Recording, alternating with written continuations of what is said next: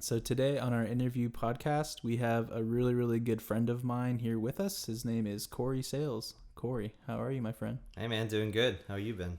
Doing pretty good, pretty good. So for those of you that are listening right now, the reason why I wanted to bring Cory onto this podcast is because him and I both went to school together for our undergrad, both at the University of Texas at San Antonio, and we both studied with the same teacher, Dr. Graham Francis. And I wanted to bring him on because Cory's been really working super hard to try to get his name out there and being just a professional performer here in town. He's done a lot of great work towards becoming a theater musician, and I wanted to pick his brain on some of the things that he's been doing that has helped him become a working musician here in town.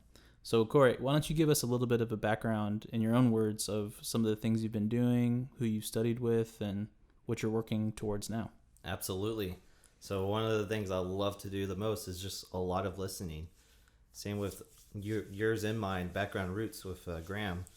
Does a lot of jazz listening for all those jazz charts. So the same goes with, I think, any type of music, orchestral or musical. You know, my favorite musical is Aladdin. So I've got that on blast in my car, and I'll just listen to Aladdin. And I think as much as I've listened to it, I think I can play along to that whole thing, which is awesome. So if I see the music first time and it's not what I've listened to, I'll be like, well, I need to fix that, right? Yeah. So, did you know that you wanted to be a working theater musician while you were in school? I didn't actually. I'm still striving to be that jazz musician, but theater, doing the musical Broadway gig, has been like a side passion. But I didn't think I would want to do it full time. Yeah. So I've seen a lot of younger students that will either ask on social media platforms or they'll just ask me directly of, what should I be doing to, become this or that? And if you're trying to be a working musician, we just don't live in the days anymore where it's a singular occupation. A lot of students will say, I want to be a professional theater musician and that's really all I want to do. And I just have to tell them, it's like, well, have we really looked at this like really, really in depth in terms of, how much money you can make from this, or just frankly how many productions are put on a year, And so although it is great to aspire to do these things, like either work as a theater musician or be a jazz musician, I usually just try to recommend be open to whatever work kind of comes your way. For example, if you're trying to be a jazz drummer, but for some reason a lot of music directors like the way that you play drum set and you just happen to be getting more musical theater work, you just got to be open to that. Yeah, I agree. You just got to take the gig as it comes. But like you said, being a one instrument person isn't the things go nowadays. You have to be able to do multiple things, which is why we have things such as a mallet station, people creating different sounds on there as a percussionist. Big fan of mine, or not a fan of mine, person I'm a fan of is on Snarky Puppy's drummer Sput and Nathan. Mm-hmm. So how have those guys influenced you? They've influenced me because they create new types of rhythms, but Nathan and Sput have their own band. I think it's called Ghost Notes. Mm-hmm. And so they do a lot of percussion based stuff too, but that's still Snarky Puppy influenced. And then Nate's brother, I don't remember his name exactly, but I think it's like something like Galaxy, like his DJ name. Okay. And he does a lot of DJing on the mallet station, but he's still using all his percussion skills on that and applying it. So I think that's a cool way to think about how can I create something, but with my background. So being a well-rounded percussionist kind of helps with that. With for sure. New age technology, Yeah, and I think it's really important now more so than ever that we, as the upcoming performance, generation, I guess, is we got to make percussion relevant today.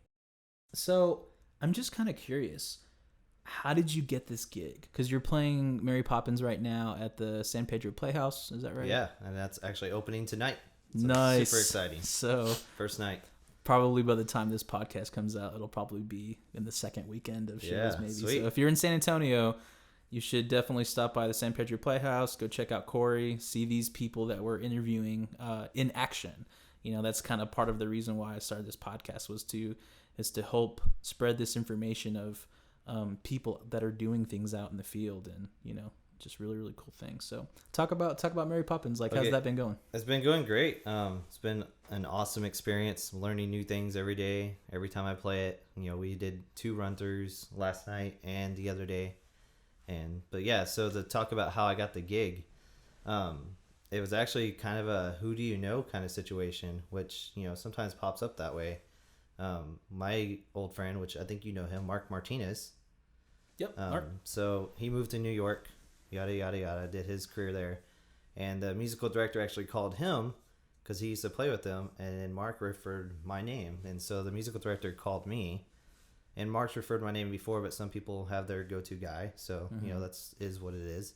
But the guy actually called me and said, hey, I'd like to audition you on a upcoming show. I didn't even know it was Mary Poppins.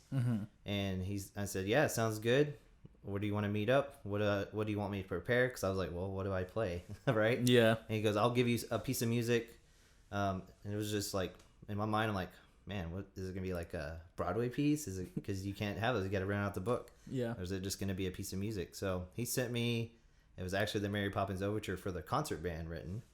And I was like, is it Mary Poppins? He's like, I can't say yes or no, but this is just what I want to play. And so I just showed up to the church where he works at, and he just wanted to pretty much see how I played with him based off of that little piece, and see if I could change time with him, see how I am as a musician. So it was actually like a true audition. Yeah. It wasn't really just like, hey, I just blindly trust you. Yeah, he wanted to hear me play, and I set up the drum set from the church, and we just read the music, and he told me, hey, I want to try something new, see if you can follow me. Cool. And he just changed the time signature and everything. Yeah, that's actually like really interesting because just for those of you listening out there, I guess just be prepared for anything, really. Whenever there's a lot of like high stakes performances on the line, a lot of these music directors really put their trust in people that they've worked with before. Trust is a really, really big thing in the music industry because, again, when there's a lot on the line for these performances, sometimes, you want to always put your best foot forward. That way you make the person that's hiring you like always look good. You know what I mean? But talk a little bit more about this audition. Like, were you like really stressed out about it? Like, how did you really prepare for it? So I played that piece before in concert band. And so I was familiar with it, and I was like, all right, I know this song. I know how it goes. What I wasn't prepared for is when he was like, all right, I'm going to change the time. Just like a singer does rubato, how are you going to play drum set with rubato with a pianist just pushing and pulling the time? So to prepare for that, I guess just listening to a lot of bands and seeing if you can play along with it. One thing I like to do with my students, and I'm sure you do too, is if I'm doing a warm-up, I'll play along to tracks. But the hardest thing to do is play along with orchestral tracks because there's no solid time. So it's like, all right, can you really play this straight eighth note? But it's not straight anymore. It's going to push and pull. So I do a lot of that on my own. That helped me with it. And it just knowing as a musician, I can't play piano that well, but I know how to play it. And I was watching his hands actually. Yeah, and just for those of you that are out there that are still in school, you could try playing with the orchestra, or if they have like an opera program of some kind. Those are 2 types of groups that you can play with that really stretch time sometimes, and it's honestly a really important skill to have, and that's kind of the only places where you can really get that kind of training is when you're playing really dense music. There's a lot on the line. It's those performance opportunities that I think you can really take advantage of and learn as much as you can and try to apply what you learn to all aspects of percussion. I'm sure the same thing happened with Cory, where the stuff we learned playing with an orchestra, we can apply those same techniques when we're playing drum set. With these groups that will have really drastic rubatos, and you gotta still use the same hand motion as if you're playing the timpani, as if you're gonna play that floor tom coming up, and the same skills will hopefully translate across.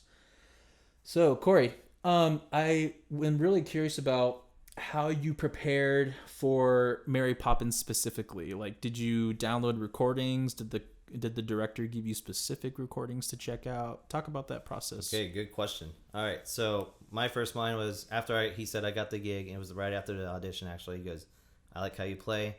It's yours. I'll send an email soon about what it's going to be and whatnot. And so I was waiting for the email, so I knew what a musical it was. Finally, when he was able to say it, because you have to wait a time frame, I think, for those things. He was like, all right, it's Mary Poppins. Here's the dates. Here's the rehearsals, blah, blah, blah, blah. And I was like, all right, cool. So first thing I did, I actually went and bought Mary Poppins, the old movie. I was like, I need to get in the mindset of this thing. I need to know what style it is. I want to know if it's swing. Jolly Holidays, a lot of swing, kind of upbeat. Mm-hmm. How loud is it? Is there a lot of percussion? And so that was my first venue. I went to the original thing. That is such a crucial thing because, in all honesty, a lot of these music directors or just a lot of the choreographers, just everybody that's higher up, they have that version in their mind because they're always trying to pay tribute to the original of everything. And that's kind of a thing with just Western culture in general, is that we always try to go to the original source because we are starved for history. We're starved for our own culture. And so it's like we always want to try to go back to the source. And I did the same thing when we played Oklahoma. Yeah. I just YouTubed 1930s version, and I learned a lot about the style it's supposed to be in, all these little subtle things in the percussion parts that I didn't really pay attention to at first. But then I realized, hey, those woodblock parts that are supposed to sound like horses, that's like really important. Maybe you should, look into getting some really good sounding woodblocks, Right. Just stuff like that. But so that's what I did first. And then after I watched the movie, I was like, oh, I remember the movie now. It's been a while since I've seen it. So I still have it if I need to reference it. I then went to YouTube and I was like, all right, is there any little clips that I need to find? And I actually found a high school that actually recorded the whole thing. I guess a parent put it out there. And I was like, all right, this is going to be what it is, but I'm going to watch it because there might be something I could take from that. Yeah. And there was actually a little bit, once I got the music, I was able to compare it. Everyone makes their cuts.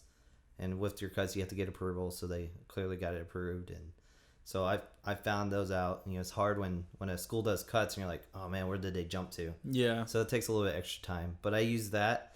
And then I discovered Spotify has a lot of Broadway playlists. And so they actually have the London and Australian version of Mary Poppins, which is where they base all their recordings from. And so I have that on playthrough. Like when I go ahead to the theater tonight, I'm going to play that on the way to the theater. Yeah. And I listen to it every night and compare my notes to it. Spotify and Apple Music are both fantastic resources for those of you out there listening for just for large collections of sound libraries or like music stuff, or not necessarily sound libraries, but you can pull up playlists that have all these Broadway plays, or you can create different playlists depending on what you need them for. For example, I've got a playlist that's just of like recent Broadway stuff. I've got a playlist of orchestral stuff. It just varies, but those are great resources. So kind of continuing on the prep and research part, did you reach out to any like Facebook groups or any colleagues for help or questions? And talk a little bit about that. Like, do you feel like you were able to have all your questions answered, or talk about so that? I am on a Facebook group. It's like a musical theater page for percussionists, and a lot of people in there are really helpful. The first thing I did is I joined that group, and while waiting to be approved for that, I went onto the Miller Machine website because I was like, all right, I need an idea of what this is going to look like. People know that percussionists have crazy setups for these musicals. So it's like knowing that, like, oh man, they're going to play like 30 instruments. And so I was like, all right, I need to know how much instruments I need to play because I don't have the books yet. I just need to get an idea and get my mind ready for what's about to hit me in the face with it. And so I went to the Miller Machine website and they actually have a setups page for all these musical theaters that they set up. And so the guy who did Mary Poppins put all his stuff in his instrumentation, and he actually had a mallet cat, not a mallet station. And so I was like, all right, I'm going to save that picture. Saved it, and then I went on the musical theater page, and then I searched Mary Poppins, and I found a guy on there, and I became friends with him. We've been talking, and he used a mallet station. That's then when I was like, all right, I need to look at this thing. That's when I actually contacted you, and I was like, hey man, I saw you bought this mallet station. Tell me about it. So then you gave me some details about it, and then I asked actually our good friend Sarah Garton. So she told me more about it, and I was like, all right, I need to buy this thing because it sounds like it's going to be very helpful.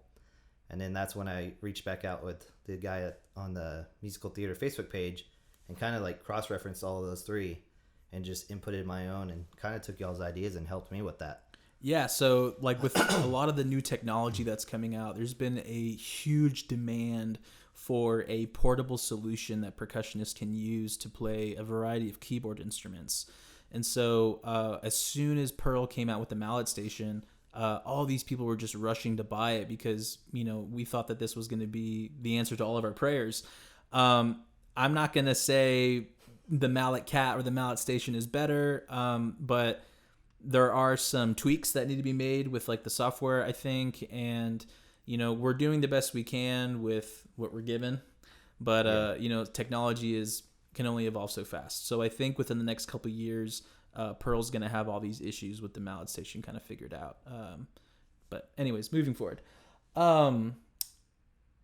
let's talk about what's the schedule like as a theater musician? Like how many rehearsals are normally expected and how many performances? How was that getting used to that kind of schedule? Okay, so before the rehearsals, I actually had to rehearse myself so I can be prepared for all the notes and figure out my setup, which is a whole another thing. Once I got the book and figured out, all right, what instruments can I play? What instruments do they want me to play? Because again, it's a 2 percussion book, but they're only hiring me, so I have to do what I can with 1 book, which is probably mainly a lot of the drum parts. But since I bought the Mallet Station, I'm like, well, I want to play the xylophone part. Why not? I rest here, right? So I'm gonna play this, and so I had to kind of talk with the director and say, hey, I can cover that. Do you want me to cover that? Get his approval, because it's what they want. And he was like, he pretty much told me, if you can cover it and you want to, go for it. It's yours. Yeah. It's easier for me. But I want more drums and put that priority. So like, all right, check. So after cross-referencing that and figuring out my setup, which took me about 2 days to play around with, and then another week to really tweak. Once I got that all set up and was like, okay, this is going to be good here. I actually had to change it when I got to the theater. Yeah, and what's crazy is that if you really think about it, that's almost like getting a crash course in like arranging. Yeah. It's like, how do you arrange a percussion part with like 3 books? Or like there's like wind players have to deal with that all the time. Yep. The gentleman I'm playing with for Dreamgirls, he's having to read from 3 different books, I think, and he's just frantically switching instruments. But is there a right or wrong way? I'm not really sure. I don't think there is, unless that could be a whole field of work. Someone could be like, all right, I'll combine the books as best I can, and then now that's a book, right? Why do you think people have to combine books? Like, I think it's mainly because the theater doesn't have enough money to hire, and it's also space. There's not enough space for 2 percussionists in that theater. Yeah, so it's a low budget theater. They can do what they can. Yeah, and it's not to sound offensive, but a little bit of a reality check for those of you that are listening is that's kind of where theater's going. Back in the day in the 70s and the 80s when they had these larger orchestras that could play this kind of stuff and they had the budgets, everything was great. But just the way it's working now, it's just drastically smaller. Well, I also think like the keyboards can do a lot of the instruments too through main stage, and so like I know the 2 piano players are doubling on a lot of instruments. Some guitar, we only have 1, 2, 3. It's a 7-person orchestra that we're doing, so that's not big. That's really tiny. But the keyboard's covering a lot of that. Even some of my percussion parts that I can't.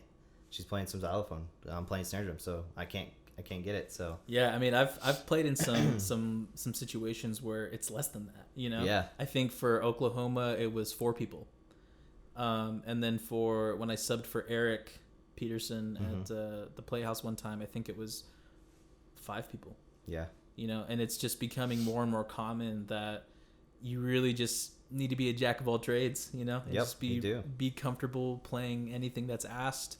You have to be a well-rounded percussionist. Yes, and so talk about what that entails. Like, how would you describe to someone who's looking to do this? Like, what does that mean, being a well-rounded percussionist? So my advice is if you're going to go into the musical theater position is can you make good sounds on every instrument that you can play? So can you make a good triangle sound while switching your page and going to snare drum, grabbing sticks quietly and moving? Because it's not only about playing the right notes and the right sounds, but it's a lot of logistics. There's many times in Mary Poppins right now that I'm playing triangle with the Miller machine, which is awesome that he created that, because that thing has been a lifesaver. And I'm playing it with the drumstick while I'm turning the page and changing a patch so I can play on the mallet station. And then like one beat later, I'm playing snare drum and I'm playing with the right hand and I'm turning the page again. And it's a lot of the turning the page, but it's very logistical. So not only do you have to be fundamentally correct in your instrument and make the best sounds that you possibly can make, and read rhythms and do all that great stuff that you learn in college and in high school, but you also have to learn setting up your instrument in many different ways and learning different techniques on that, because now I have to reach the bongos where I wouldn't want to reach, but I have to play it correctly and make it good sounds even though I'm reaching all the way across. Yeah, you know? So for those of you that haven't really had much experience playing really large multi-pieces or doing stuff in wind ensemble that requires a bunch of different pod setups around you, figuring out the logistics of your setup that's an art form in itself. There's many articles written out there by the guys from Nexus about that, about what does it mean to have the tools you need to like set up difficult percussion pieces in strange forms. And can you reference that Miller machine page one more time? Because that I've been to that page as well. Yeah. And it has all these pictures from Broadway performances of, you know, how these people completed their setups. Because as you play more and more theater stuff, you're honestly going to tweak your setup as it goes to be as efficient as possible. I think just kind of going back to basics of like drum set playing, I have a set way I set up my jazz drum sets, or my jazz drum set, right?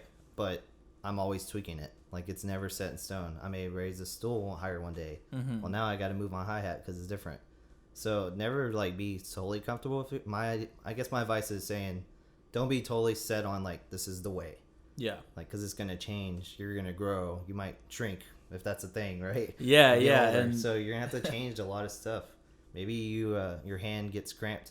Well, you're gonna have to start playing with the other hand. So you need to be well rounded on that hand too. Yeah, and I think I think that kind of boils down to having really flexible hardware. Yes. And one of the things I recommended in a previous blog was, you know, really invest in good hardware. Now, what I mean by good hardware is it does exactly what you need it to do. So if it's a piece of gear that costs $10, but you're able to manipulate it any way you need to, that's a great piece of gear. But if a hardware stand costs like $150, it's super bulky, you know, and it doesn't really do what you need it to do, maybe that's not a good piece of gear. I agree. Yeah. Yeah, on the gear subject, a lot of my gear is like I use Gibraltar stands, but I use a Yamaha hi-hat stand. And I have a friend who uses a DW stand, and I'm not bashing on DW. I like their drums. But that DW is some bulky, heavy stuff. And as someone who doesn't have a hardware bag, I don't want to carry heavy stuff. Yeah, and it's so funny because I've had students ask me, you know, I have no idea about hardware and like, why do I even need it? You know, right. And it's what I recommend to them is like, hey, if you're ever one day going on this massive world tour, okay, then yeah, you might need some double brace craziness. Yeah, you need but some heavy. For 90% of the people out there that are doing local gigs and just trying to get from A to B, I always recommend, you know, lighter weight hardware. I don't know if the Gibraltar stuff is super lightweight, but the stand I use is double braced, but I think it's the cheapest one on Lone Star. But it's the boom stand. It's the cheapest boom stand that's double brace. Yeah. Because the single brace will fall over from what I use, but with my ride cymbal, the double brace, it never does. You know, and also knowing how to set it up so it doesn't fall over, right? So that's just a whole nother area. Yeah, again, it just boils down to if you're trying to do this thing, it's very helpful to start to invest now in really good tools that's going to help you. You know, I think as a percussionist, every percussionist is going to need a really good snare drum. So maybe start saving your pennies for a really great snare drum at some point. That way you can use it for your drum set if you need to, or for solo snare drum stuff, or for lessons. You know, there's just these tools that you're going to need at some point that's just helpful to start investing in now. You know, I always try to tell students as well, be smart about what you buy because, you know, being a percussionist is not cheap. And so you want to do tons of research about everything about cymbals, drums, gear, all that stuff. That way you're really trying to make the smartest purchases possible. So, Corey, did you have any scheduling conflicts with the theater? Because I know it's about a month long of performances and about a week of rehearsals. So, talk about that. Like, did you have to hire any subs at any point? So when I got the list, being a military musician in the Army National Guard, I do have some conflicts every now and then. When I first got the schedule, I was looking at my conflict because he did tell me I don't want any conflicts with others. I need to find someone else. I was like, oh man, there's my missed opportunity, right? I actually had no conflicts. I was like, man, for the first time ever, Army's not going to ruin my musical career, which is weird to say that, even though I'm in the military band, which I love it, by the way. But that didn't happen. Well, things happened, things changed, and we actually had a day move. I was like, I'm going to miss the sits rehearsal. And if you don't know what the sits rehearsal is, that's where the musicians and the actors rehearse together for the first time ever. So it's a very crucial rehearsal. But before that, it's just orchestra rehearsal, the pit rehearsal, as you call it. Learning. I'm starting to learn these terms. These Yeah. terms that they use. And right? that term also applies mainly for opera stuff. Right. When you're really trying to put this stuff together. And I think theater just kind of Yep. stole that word. Yep. So I had a conflict with the sits rehearsal. So, this is another recommendation. As soon as something happens, you need to tell that person. And I did. I texted them and said, hey, I really do want to play this, but we just had a change of a date, and I have Army duty on that day, and I'm trying to get out of it, but I don't think it's going to happen. And he worked with me. He said, all right, I'll see if I can try to move it. So he did his part, and there was no buffer. And he goes, all right, we just need to get a sub. You have to pay the sub, which is fair. As you should, because I get paid for rehearsals. Mm-hmm. And so he actually had a sub in mind, and so he wanted to use that guy. Yep. And so I didn't have to really hire anybody. I just had to reach out to him and say, hey, can you do this? And he did. And he was the guy that used to play at that Playhouse anyway. So everyone knew him. He's probably going to be comfortable. He's played Mary Poppins, apparently they told me a bunch. So he was probably comfortable. So that actually worked out. And then after the sits, I came back, and we've had rehearsals, like I said. I probably had a total of 3 rehearsals, and we're opening tonight. So that can be a scary thing for sure if you're new in it and you're like, I'm not comfortable with my playing. You have to be pretty aware of how you are as a musician, and you have to keep track of how everyone else plays is what I'm noticing. Not only do I have to follow the director, but I have to hear how everyone else is playing and the actors, and then you just got to fill it out. So it's a lot of musicality into it. Yeah, one of the biggest lessons I've learned from working out in the field myself is that the timeline for everything in the professional world is super, super short and condensed. So for most professional gigs I've done, you will probably just get one rehearsal and then you're off, playing performances. With the musical theater stuff, I kind of felt that way the first time I did my first show, was that I was like, we're not ready, but we're gonna have to play. And I just was sweating bullets. But I think at the end of the day, the best advice me and Cory could tell you is that you need to have a good foundation for all these things already before it's asked of you. And then also trust your training. That's probably the biggest advice, the best advice I've gotten from, I think it was Star Wars. I think it was Yoda. He was like, trust Classic. Your training. Yeah. I think that was from Yoda. And I'm like, can't go wrong with Yoda, man. So much sense, And at the end of the day, as a professional musician, or really any job out there, doctors run into this all the time, where doctors can be prepared to do surgery on somebody, but until the surgery moment is actually there, it's like you can do all the practicing in the world, but that's a performance right there as well for them. And it's scary. Granted, there's a person's life on the line, but as a musician, kind of your job's on the line. Yeah. And myself, I've had, just recently, I had one bad show where I could make all the excuses in the world, but the excuse was I didn't squeeze in a good enough warm-up time for myself. And I tried to warm up maybe for 5 minutes or 6 minutes or something before we played a show that was 3 hours long. And I just made a bunch of silly mistakes, and it's like, Zark, that was so stupid. Your job was on the line. Why did you do that?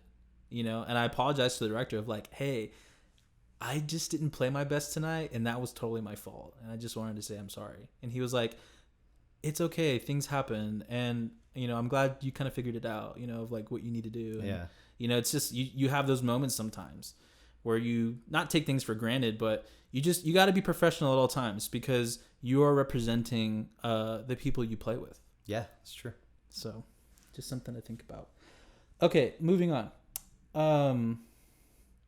If you were to hire a sub of your choosing, how would you explain the expectations of them? All right, so if people have taken lessons from me, they know already what I'm gonna say. So, and if you haven't and you don't know who I am, you will from just a little tidbit. I'm a very high expectation kind of dude. So for someone to sub for me or to be on my sub list, one, I want to see how you play, because you're representing me in that aspect. So I want to know that you can play all the instruments that I'm able to play. Two, I would probably have, like when I had this set up in my apartment, knowing that I need a sub, I'd probably ask that guy to come in and play through the book for me. Or girl. Or girl, right? Thank you. Yeah, it could be anybody. But I'd have that person come in and play, and so they understand, and maybe it's too overwhelming for them. So now they're like, man, I can't do this. Then I know, okay, cool. I need to pick the next person. Because as a person who subbed before, because I've also subbed for Eric, I had no idea what I was getting into when I subbed for Wizard of Oz at the Woodlawn. Mm-hmm. But what I did do is he asked me to sub, and I said, cool, can I come in and watch you play this thing? Am I allowed to do that? So I sat in the rehearsal, and and I'm sure you learned a lot, right? Oh, I did. And he had an extra book he wasn't using because there was 2 books. And so I used that book. He let me use it, and I took all my notes, and I wrote down questions, and I said, all right, during here, what are you doing? What are you listening for? And thankfully, nowadays, or probably even in the back days, you have the conductor talking to you in the mic. So he was pretty much telling me at that time, you're going to be talked through the measures. There's going to be counts and the beats. So it's not going to be that like what you think it is. You're not going to have to guess. Yeah, so and like, it's that's nice. It's really funny because I think it was my mom that came up to me after she came to see one of my shows, and she was like, "How did you know when to come in at all these right moments?" And like, you're so amazing. And I was like, "Mom, no. There's someone telling me in my ear, like, okay, 3, 2, 1, and and she's like, oh, okay, that makes more sense." So I don't know if there's any gigs that have not that, and you just have to watch. So I'm sure there are, but we're fortunate. Even at the Playhouse, the San Pedro Playhouse, where I'm playing Mary Poppins, our conductor's talking to us too, and he's cueing us as well. We have a big screen. But anyways, they would have to be able to play that, and I would want them to be at my rehearsals. So any rehearsals I have, they'd have to be there and shadowing. Yeah. One thing I do notice at the theater, whenever I was preparing for this, talk about extra rehearsals, since we're on that subject, there was a lot of times where the actors put in more work than we did, for sure. I mean, they've been working on this for about a month, and the Playhouse, the theater's open, so I would come in and I would just watch, and I'd be like, oh, this is stepping time. Okay, now the piano, the director's playing the piano part the best he can because it's just him, and then I can ask questions like, hey, do you know what you're doing here? At the time, he was like, no, I'm just getting through it. I'll have notes later. Cool, got it. So then I would show up and be like, hey, actually, here, I'm going to count 3 and 4. You can write that in. So before our first rehearsal, I already knew all the cues he's going to tell us anyways. Which is super important. Yes. Because sometimes you spend the first rehearsal just trying to get through that. And it's if you can just eliminate that step altogether, that's just going to help you learn the music so much faster. So I had to create some free time to do that, and I didn't get paid for that extra work, but I'm better prepared because of it. So sometimes you have to give some so you can get some back. Yeah. So that person will have to be at my rehearsals. So let's rewind a little bit. So I need to see him or her be able to play the part. They need to try out the part at my studio because I have it set up or at the theater. So that way they know as a person themselves, oh, that's too much for me. I can't do that. I think I've never been offered that, but I would offer that. The third thing is they need to be at least 2 of my rehearsals so they know my cues and I'm writing in this stuff, and then I can then trust them. Yeah, because I think the biggest thing people have to remember is that these are not just shows with like a jazz band or something. These are professional productions put on, and there's a lot of money invested into this thing. Yeah. And you need to look at yourself as more of almost like a production member, versus just a hired musician. Because if you have that mentality, you're not really going to be thinking about, what do I need to do as the musician to serve the bigger picture? You know what I mean? Serve the greater purpose. So Really quick, were there any technical challenges that you had to face while doing this? Like, were you aware of, how to run all your main stage stuff through the house and, getting involved with the technical side? What kind of stuff did you run into? So main stage is completely new for me. I only started working with it because the Mallet Station uses that as a program. I think it also uses like Sonus or something. But main stage is the most common one. So I had to figure out how to do the sets, which I talked to you about, and Sarah did a little video for me too, which was super helpful. She's actually in New York doing the musical thing. Yeah, So I reached awesome. out to her and was like, dude, that's so cool. That's very cool. So Very she's cool. making it happen. One day we'll get there too. But yeah, so I had to play around with it and then set my sets. And I think if someone looked at my main stage, which you did, it's probably a hard way of doing it. Okay, so Cory did his extremely detailed, but the cool thing about that is that it works for him. Right. And the way I do things, I kind of explained to him was, no, I just kind of toggle back and forth between patches, and that works for me versus having it so structured. But at the end of the day, no matter what you're doing, you got to know your gear.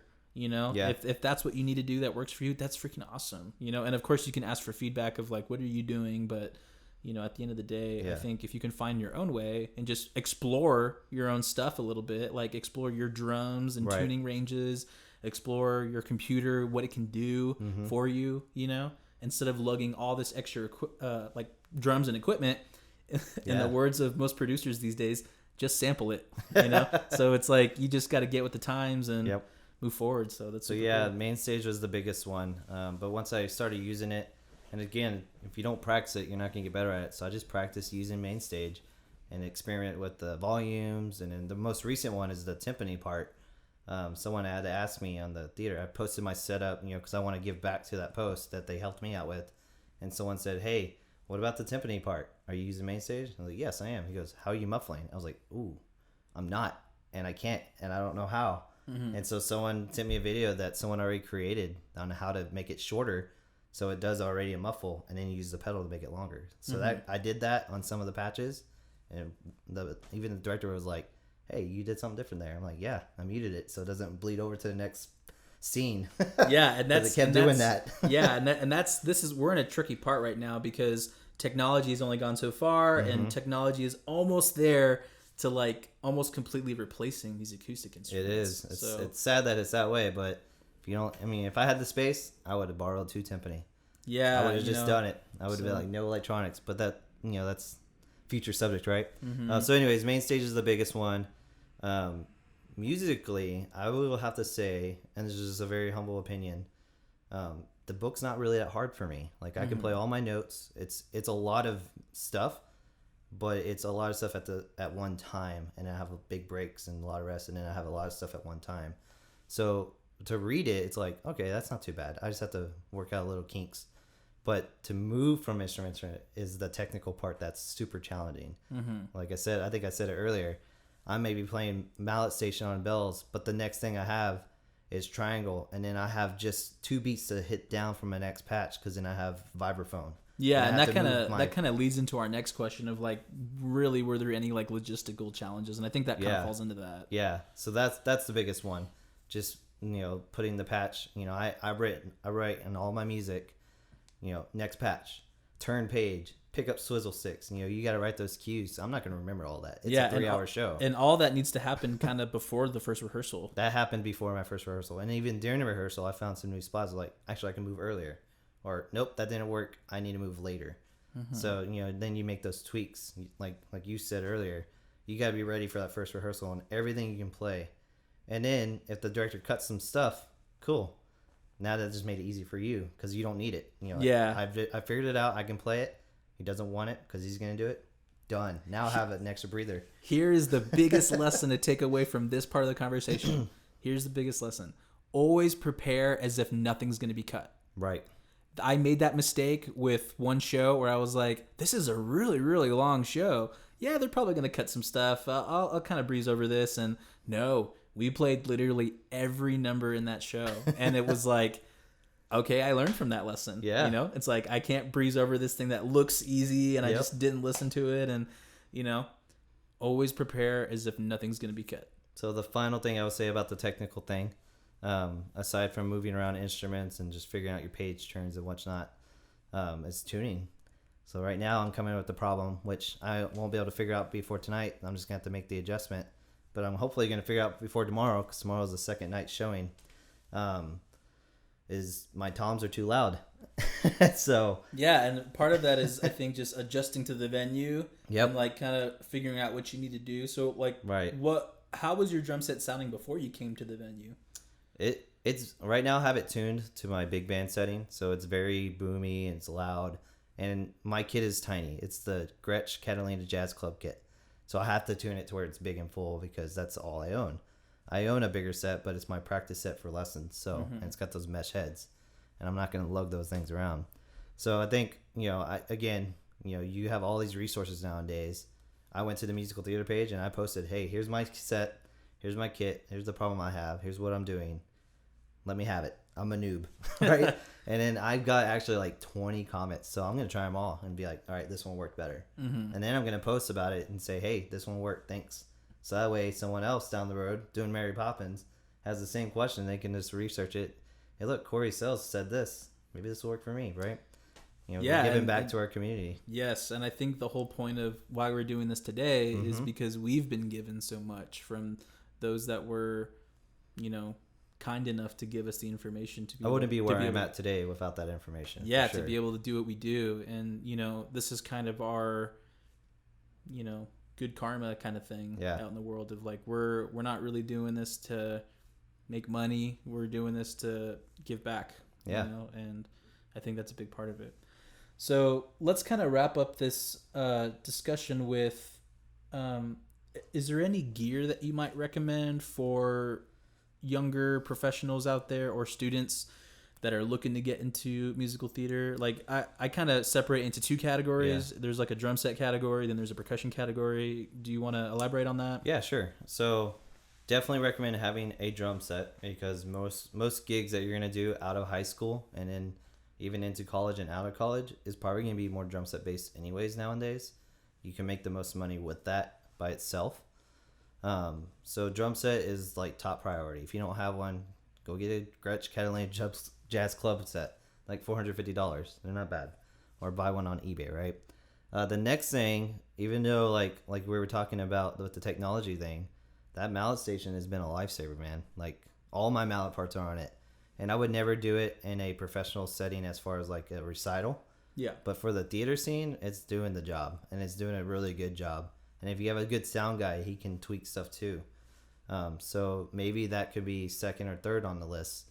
And then the other side of it, with the percussion category that you're talking about, is my general rule when I buy stuff is I kind of wait until I get music. And I'm like, I don't own that. That's an excuse for me to buy a triangle because I need it. So if you don't have a triangle already, most colleges make students buy a triangle as a freshman. I know I had to. Graham told me, he said, you just need to buy a triangle. So yeah. I bought a triangle and some beaters and a tambourine. So it's just like the basics you learn from middle school, really. Triangle, tambourine. I wouldn't buy crash cymbals unless you're heavy in the orchestra gig. Yeah. You can do. I'm doing crashes with my hi-hat, actually, with my foot. I'm just going on Mary Poppins. But definitely drum set, triangle, tambourine, and mallet station will cover a lot. And then, so here's an example of stuff that I don't have, but I'm using for Mary Poppins. A bell tree. I'm never going to play bell tree probably after this. Maybe ever. It's those specific instruments. And it's really interesting because, I mean, I know some pretty diehard percussion fans that will buy stuff like that. Yeah. And they're like, well, I use it for Easter and I use it, all year round kind of stuff. And, that stuff is great if you want to buy it. But I think what Cory's trying to recommend here is like a priority list of like what to buy first. And then, of course, if you're just so passionate about percussion instruments and you just really want these exotic things, by all means, it's your money. Yeah, go for it. I think what we're just trying to recommend here is just to get the most bang for your buck. Yep. You know what I mean? Yeah, so the bell tree I'm actually borrowing from a high school that I work at. I'm like, hey, I needed this instrument. Is it okay if I sign it out and borrow it? And of course, they're cool with it. If you make good relationships with your directors and colleagues and friends and coworkers, they're gonna help you out. So I'm borrowing that. That's actually the only instrument I'm borrowing. I bought a slapstick because I'm like, I want a slapstick. I bought finger cymbals because that's another thing that I personally wanted and I didn't have any. I did buy a bird whistle for this, and I'm sad to say that it got cut because they're using house sound. But that's $30, whatever. But now I have a bird whistle, so if I'm going hunting, there you go. there we go, right? Or for a new music music that needs it. So I'll be like, hey, I've got it, right? So it'll sit in the closet probably, but hey, it happens. Yep. But I was prepared for that part. The guy wanted it. Be like, hey, put it in. But he was like, nah, we're just gonna use something else. We didn't like the sound. Cool. Yeah. No and you just gotta bring everything to the table and Yeah. just kind of see whatever they want. They're also trying it out too. They're trying to figure you out. Like he's never played with me before, so he's like, now I know how kind of musician Cory is, but we're not gonna use that because it just didn't work with the actors scene. So it's not because I didn't play it the right way. Yeah. I'm sure. I hope not. But I'm sure it's just logistically it made more sense for the sound guy just to push a button for that scene. For sure. Well, hopefully all of our listeners today got a lot out of what Cory has experienced throughout his time as a young working professional, being a freelance musician and educator, also in the military. And I just want to thank you, Cory, for talking with us today and thanks for having me, man. giving all this great information for our listeners. So sweet.